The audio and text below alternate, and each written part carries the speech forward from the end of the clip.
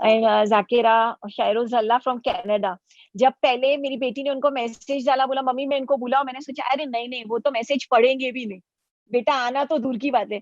And she was so happy और बोली कि अरे मम्मी मेरे को, मैंने सोचा कि अरे बेटा पहले नाम पढ़ो, नहीं-नहीं उनके वहाँ से नहीं होगा। शी वाज़ सो हैप्पी और उन्हें इतना अच्छा, इतना खुलूस से, इतना सिम्प्लिसिटी से इतना बात किया कि पूरा एक दिन तो वो मुझे उनकी बातें सुनाती रही and she was so happy.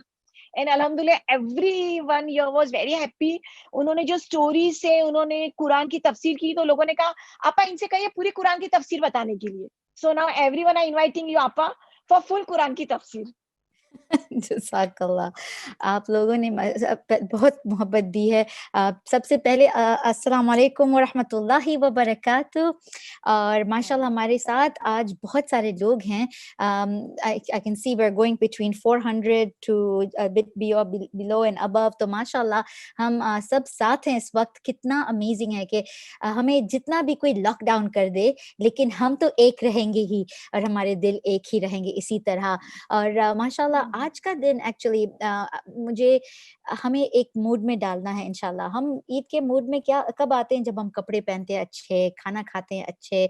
और ऐसा भी होता है कि जब हम घर से बाहर निकलते हैं और ऐसी जगहों में जाते हैं जहाँ खुदा ना खास्ता हम पहले जाते थे और हमें वापस जाना है। तो थैंक गॉड फॉर लॉकडाउन। नहीं तो आज के दिन बहुत सारे हैं जो मूवी जाते, जो ऐसी-ऐसी जगहों में जाते, खुदा ना खास्ता ऐसा तो हम में से तो ऐसा कोई नहीं है, लेकिन ऐसे हैं लोग जो करते हैं सब कुछ। लेकिन आज अल्लाह सुब्हानहू व तआला ने जैसे शैतान को लॉक कर दिया था, हमें भी थोड़ा लॉक किया है ताकि हम भी बाज़ आ जाएँ।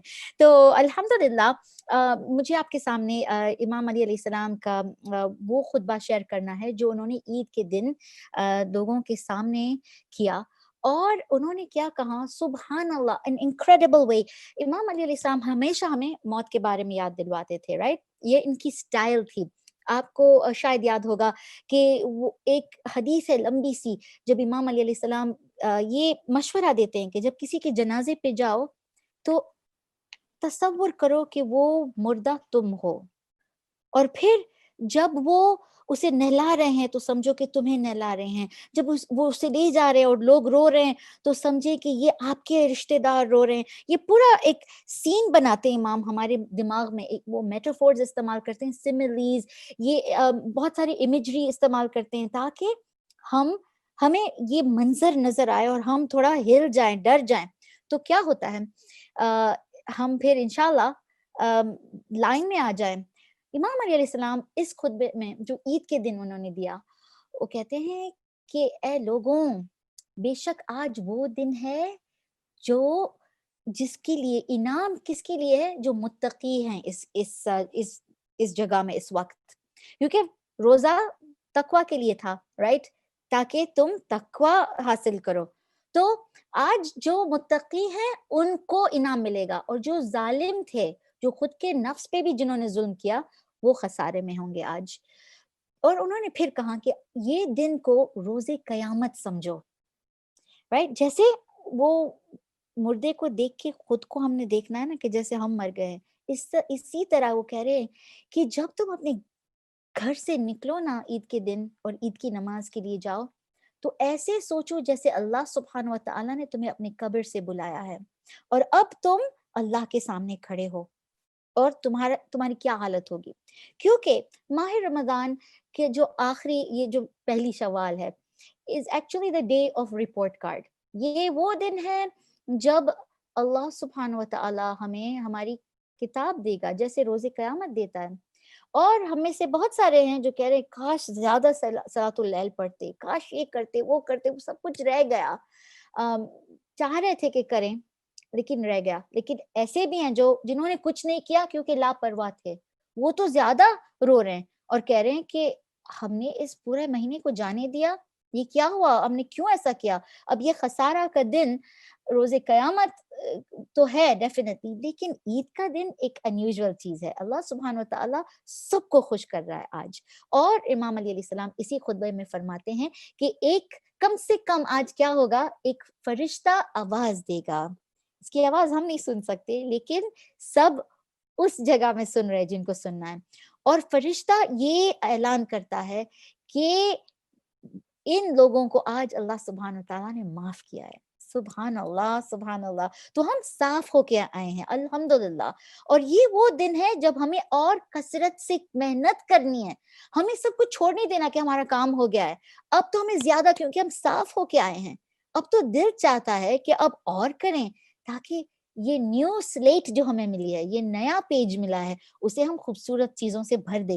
اور پھر امام نے فرمایا کہ جب تم اپنے گھر سے نکلو تو ایسے سوچو جیسے تمہاری روح نکلی ہے اور اللہ کے سامنے کھڑا ہے تو. اور پھر کہا کہ اے خدا کے بندے, جب خدا کے سامنے اس طرح کھڑے ہو نا عید کی نماز کے لیے, تو ایسا سوچو جیسے خدا روز قیامت تمہیں دیکھ رہا ہے. اور پھر جب تم اپنے گھر جاؤ واپس, تو ایسا سوچو جیسے اس دن پھر تم جنت میں کس طرح جاؤ گے. When you go to your place of comfort is the same as you will get to go to Jannah. So یہ بہت خوبصورت دن ہے.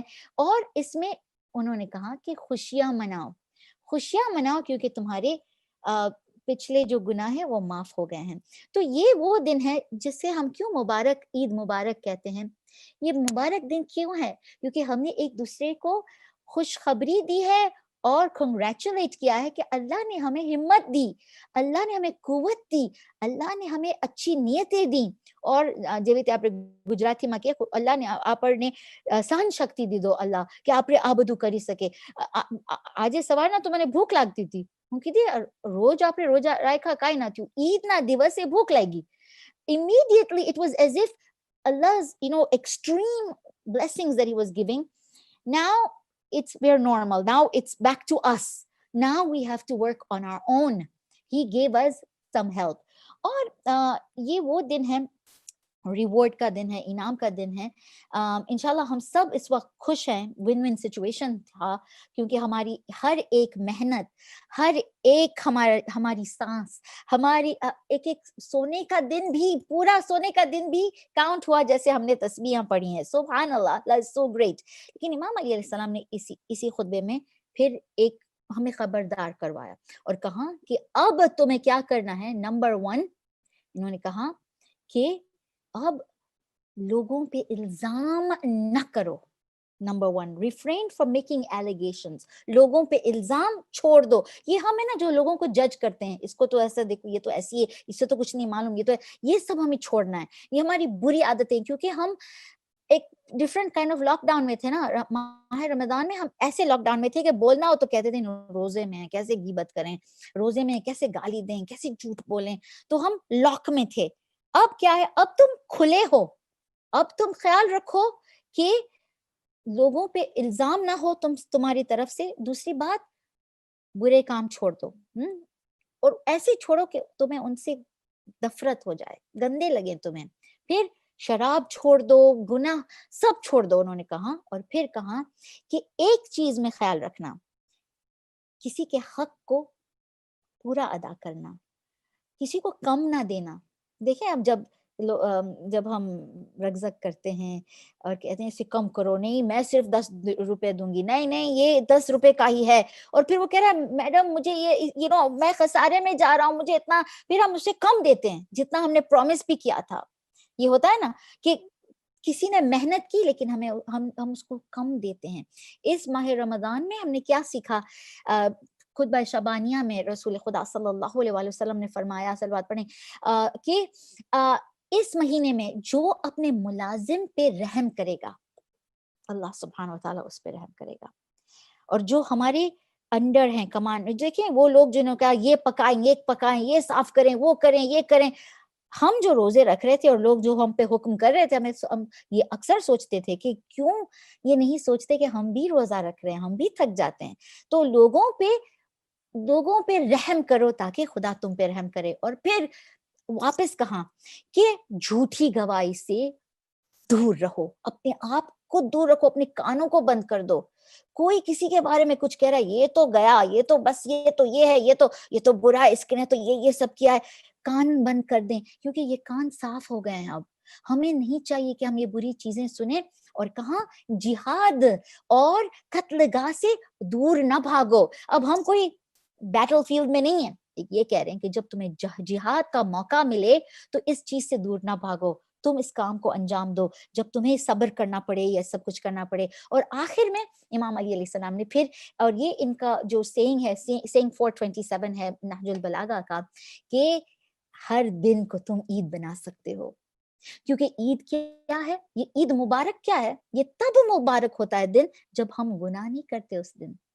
تو انہوں نے فرمایا جس دن تم بغاوت نہیں کرتے اپنے رب سے, سمجھ دو کہ یہ تمہاری عید کا دن ہے, تمہارا عید ہے.